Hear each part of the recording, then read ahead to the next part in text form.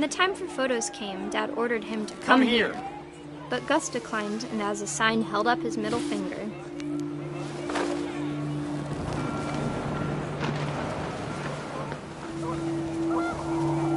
The wind picked up, and panicked geese appeared and quickly went. But all the humans did that day was go inside the tent.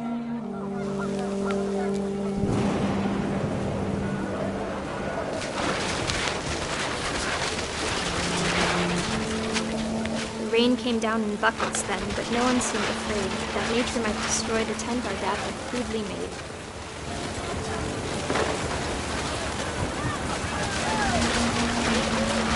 The thunder sounded much too close and full of angry power.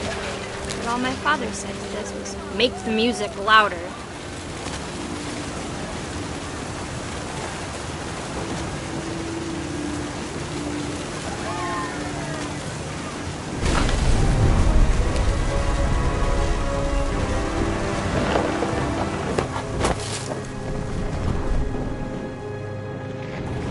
I wish that I could truly say I thought about you on that day.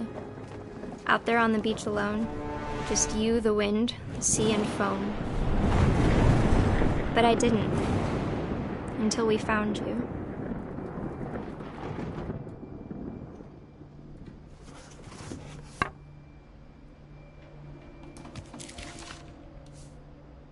She never talked about him, but Mom told me once if I was a boy, they were going to name me Gus.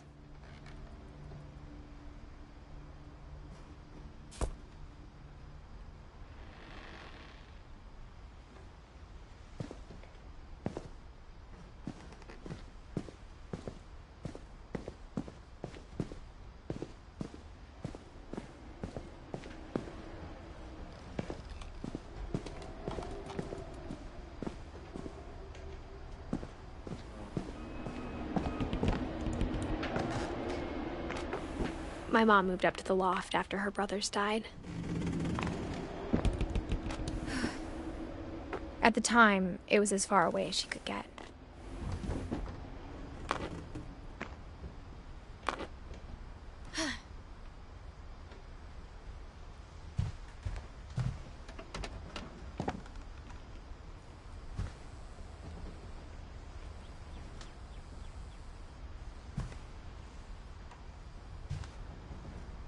She spent a summer building houses. My mom moved to India a week after graduation and got a job teaching English.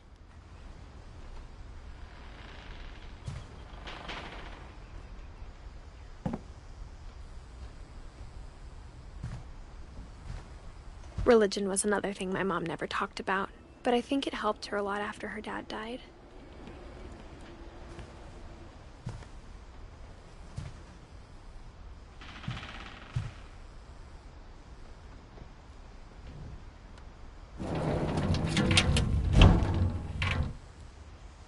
Louis was born a year later.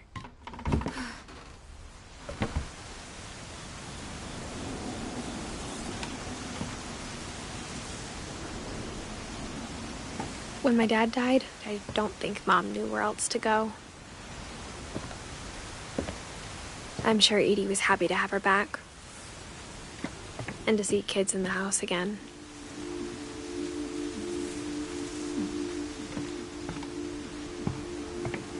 The house had to get a little bigger, but Edie was used to that.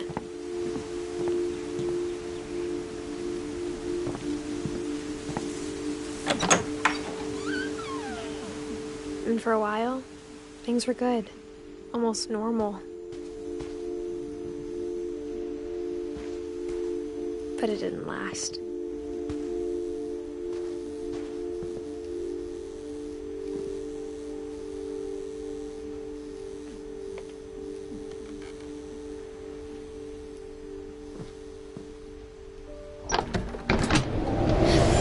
The beginning of the end was Milton's 10th birthday, when Edie gave him a castle.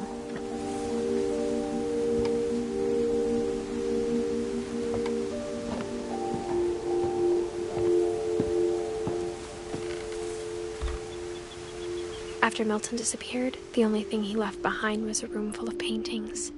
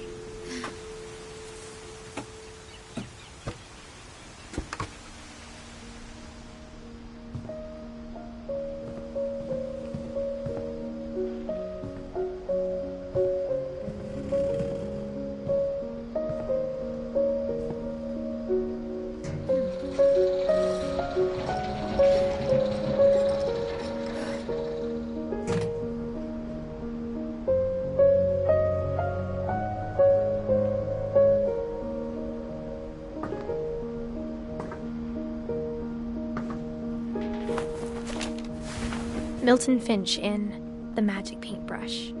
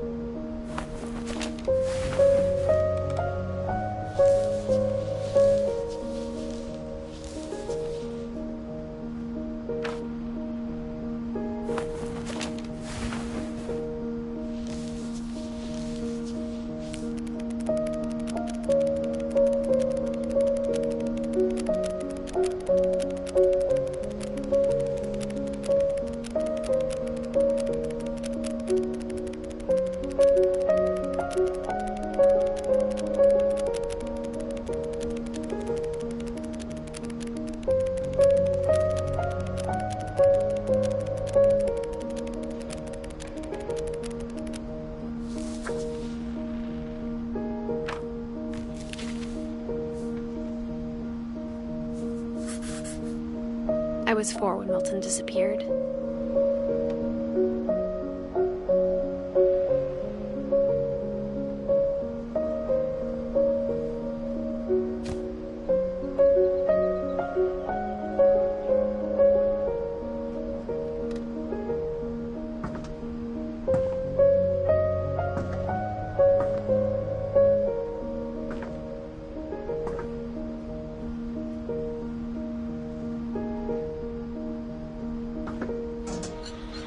Mom spent months searching for my brother. Then she sealed the doors.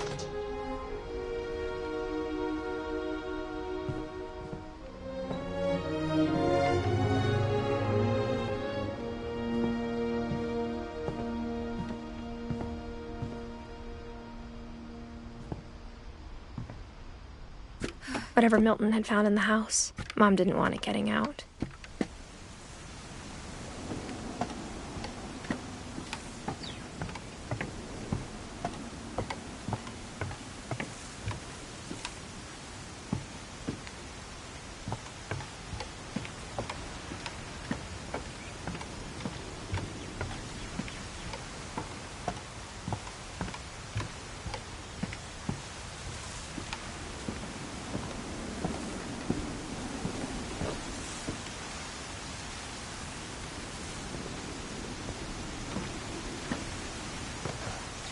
Mom definitely blamed Edie, but I think Louis blamed himself. After he graduated, he just spent more and more time in his room, until Mom got him a job at the cannery. Everyone always told me to stay out of Louis's room, except Louis.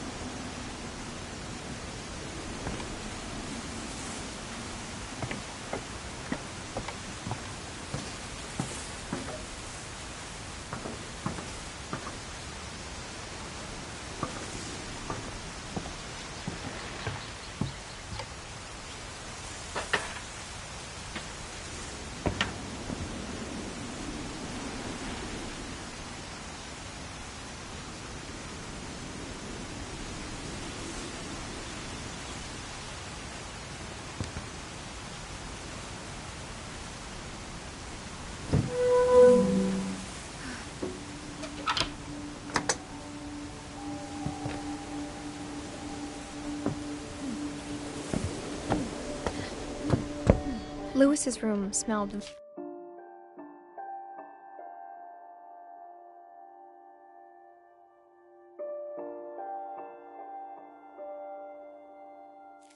very, very familiar. That part of him lived on. Louis and I spent a lot of time playing games together, but he was surprisingly bad at them. He died a lot.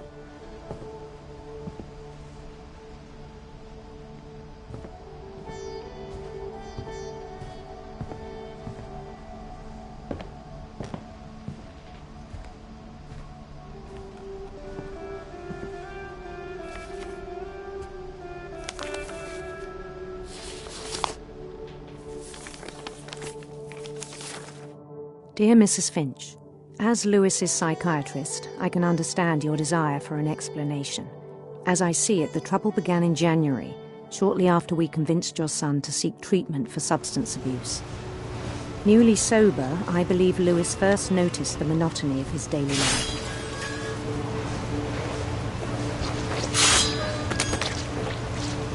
He kept working at the cannery,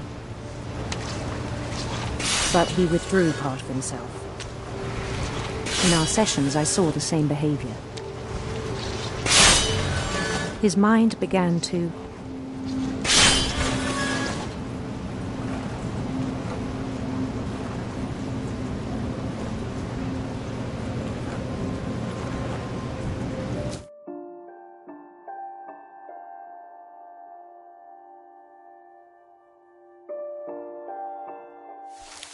wander.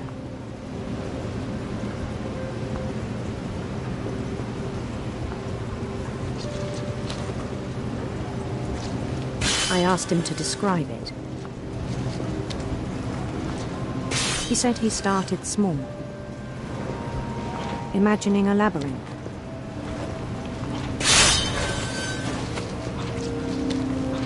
He'd feel his way about.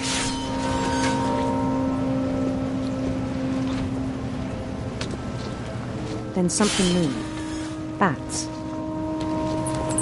And toads.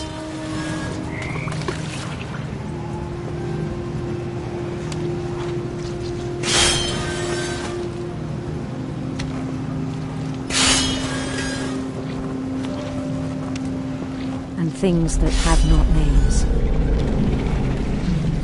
He knew it was all in his head.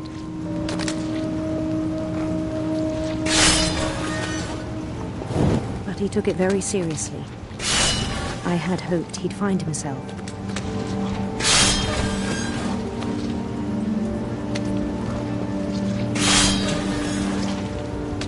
But he found something more. I worried about him then, daydreaming at the cannery. I spoke with his boss.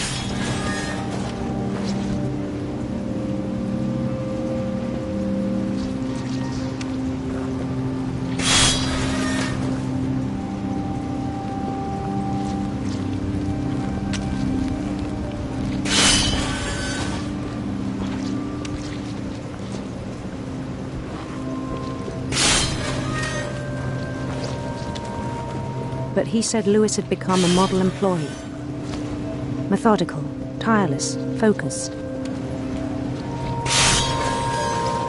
Like a whole new Lewis. So I let him go on.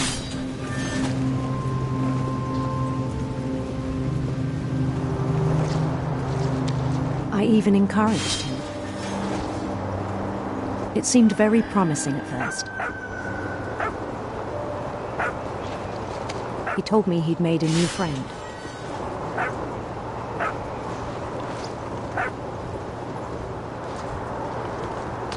On the edge of a city he named Lewis Topia.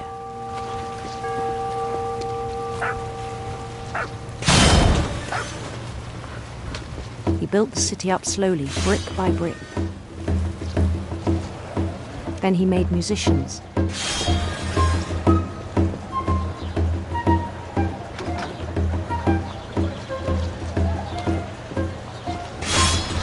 And songs for them to play. He talked about starting a band. And he was always humming something. Every day his imagination grew stronger.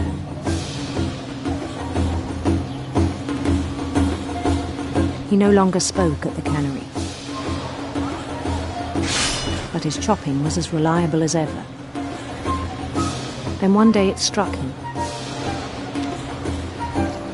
that all the cheering crowds, even the stones under his feet, were all in his imagination, so he could do whatever he wished.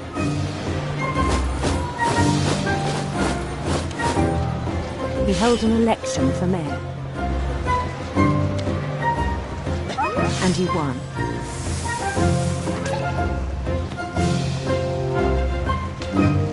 They begged him to stay, but his mind was already wandering. It became a game for him.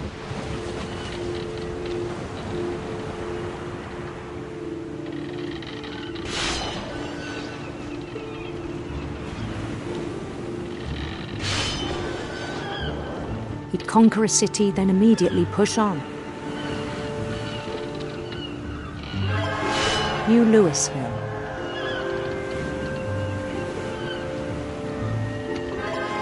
St. Louis. He started drifting away from our reality.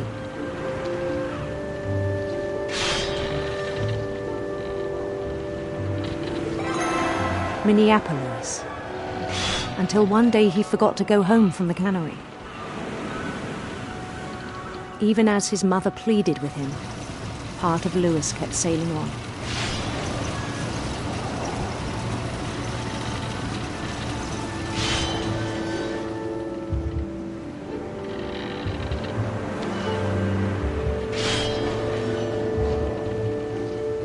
In Louisburg, he heard rumors of a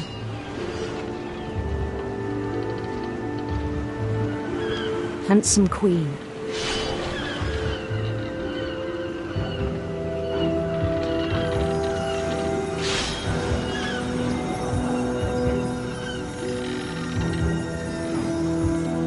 The queen was on her own quest for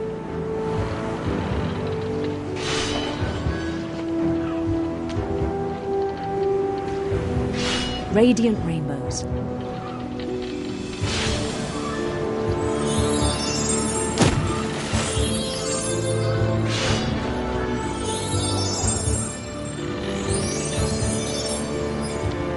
He followed the sound of her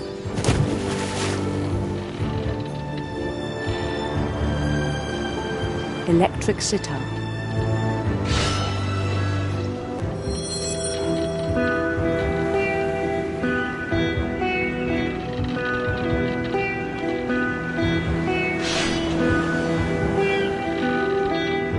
His chase led him to a golden palace east of the sun and west of the moon. Even then, his logic remained sound.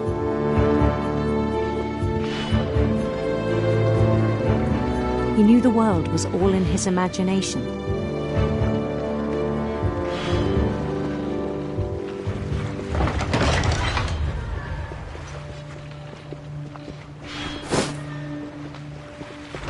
But he was so proud of having created it. In his own eyes, he'd become something greater than a king.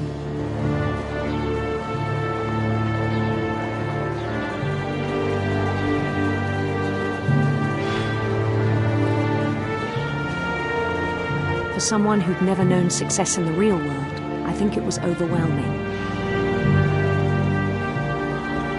And then it struck him that the real Lewis was not the one chopping salmon, but the one climbing the steps of a golden palace.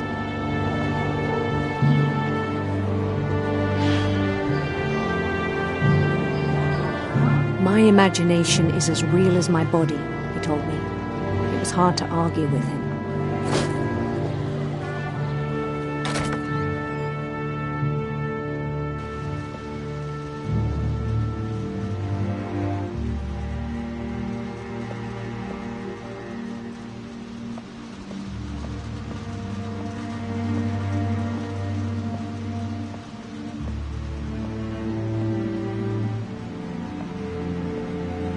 Began to forget the world we know.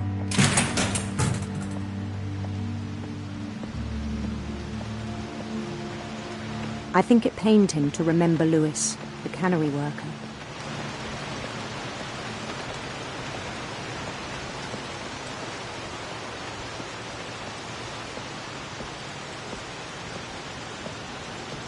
He began to despise the man with a royal contempt.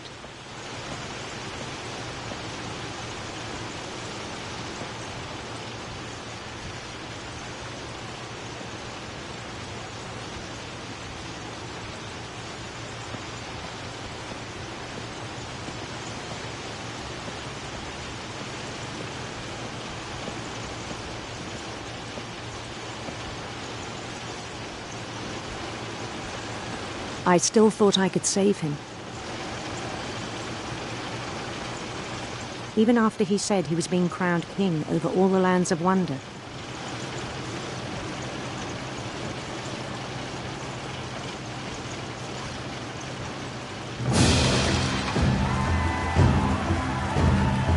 The palace would be packed with his companions.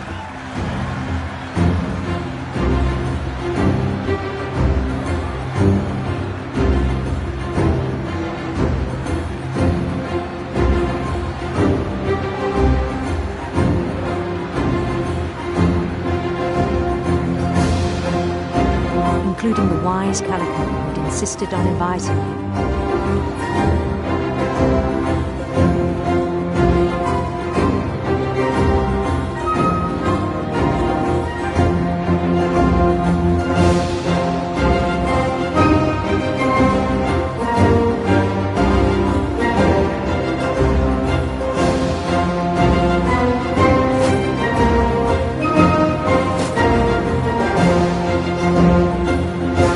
His queen waited, holding his crown.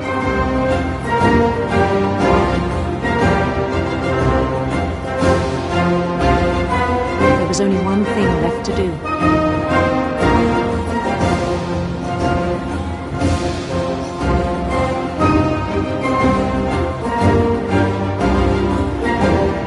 Bend down his head.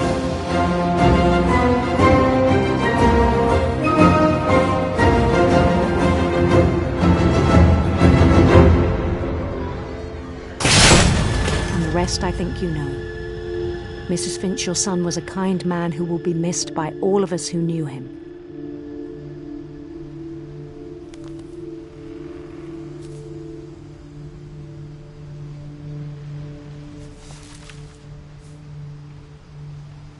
My brother was really cool.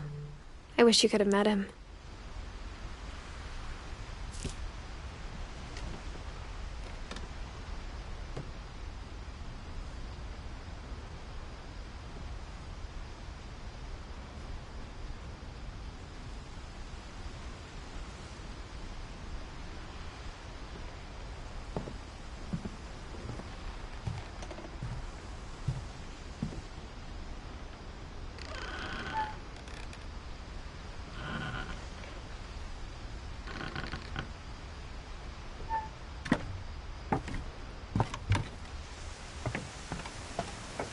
On the way back from Lewis's funeral, my mom told me to start packing.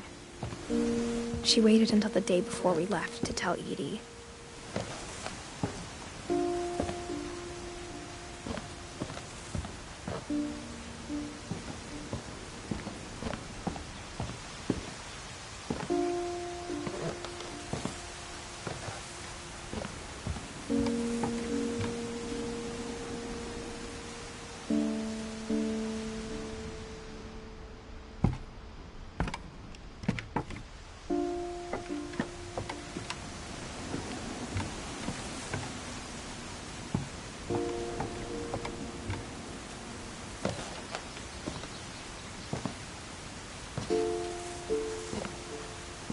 I'm not sure if she wanted to make it easier or harder.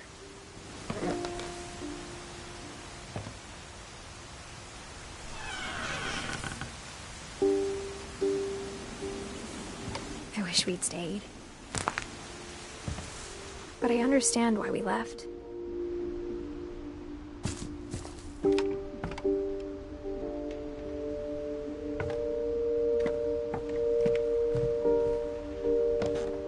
My mom ended up leaving everything behind.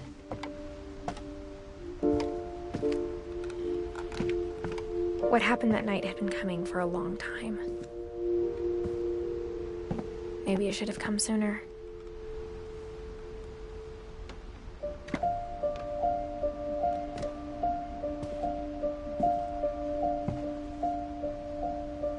But it had to end one way or another. All that's left now is to tell you about that last night.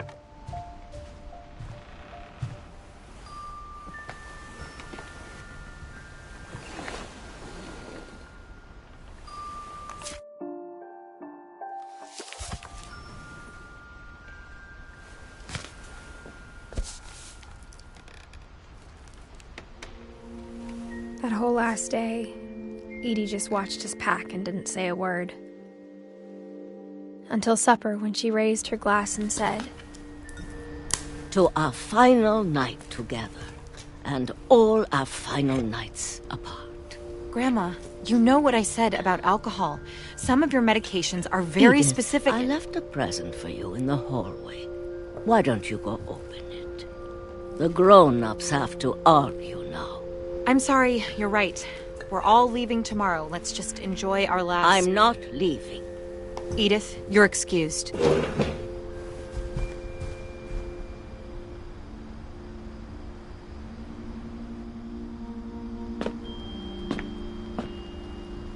The power had been shut off that morning, but Edie always had plenty of candles. When my mom sealed the library, I don't think she knew about the other entrance. Or that Edie had a key to it.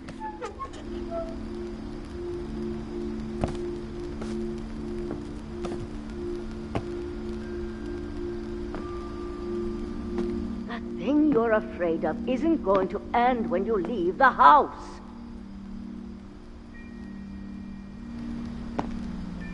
Edith has a right to know these stories.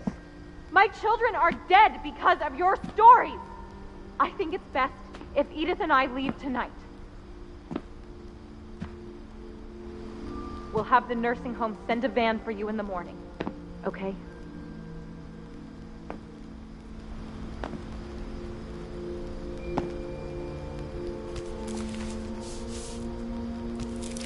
Dear Edith, there's so many stories I wish I could tell you, but there's only time for one. This is about what happened on the night you were born. That night, the tide went way, way out.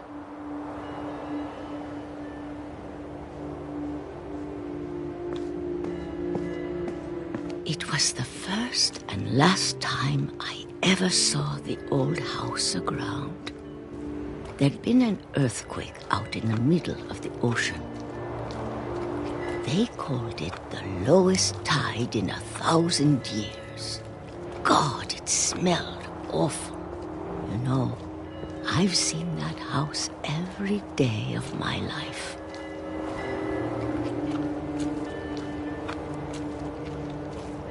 But I never thought I'd go back to it. When the fog rolled in, I lost my way.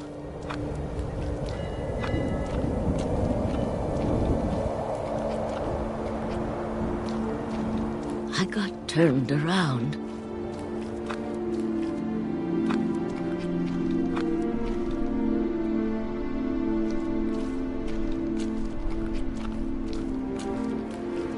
I started seeing things.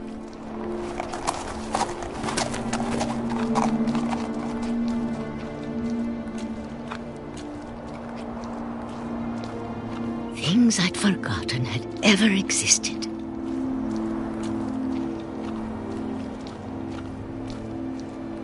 But when I saw them, they felt like old friends. That night, a lot of things came back to me.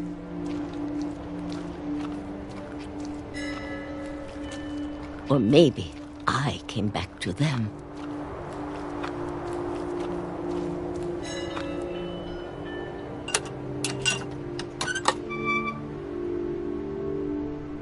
Things I can't explain, but that I need you to try and... Edith, what are you doing in here?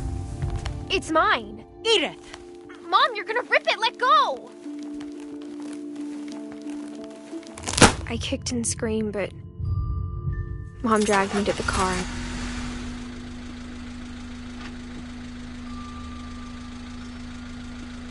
I never saw Great-Grandma Edie again. The next morning, the van came to pick her up, but she was already gone. After that, we moved around a lot.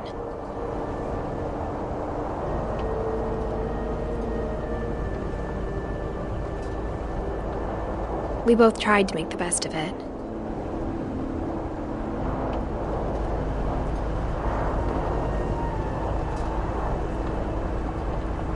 A few years went by.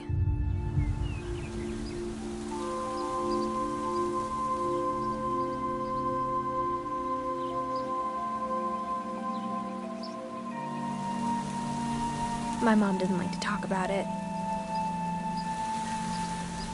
but she started getting sick a lot.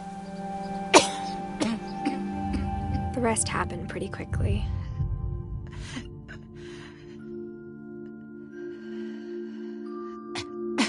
She got better for a while, and then she didn't.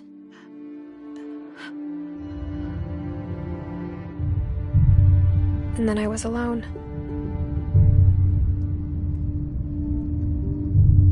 The last Finch left alive.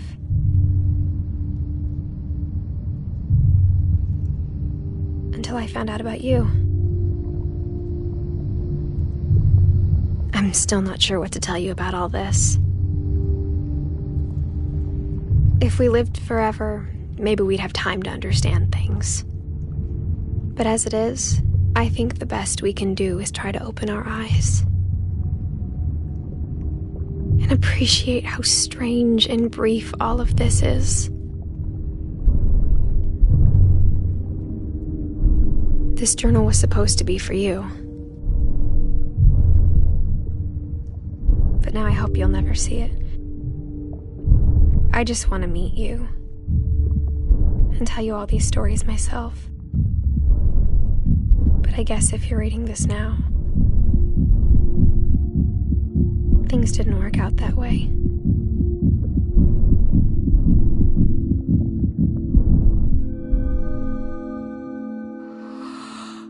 This is where your story begins. I'm sorry I won't be there to see it. It's a lot to ask, but I don't want you to be sad that I'm gone. I want you to be amazed that any of us ever had a chance to be here at all. Good luck.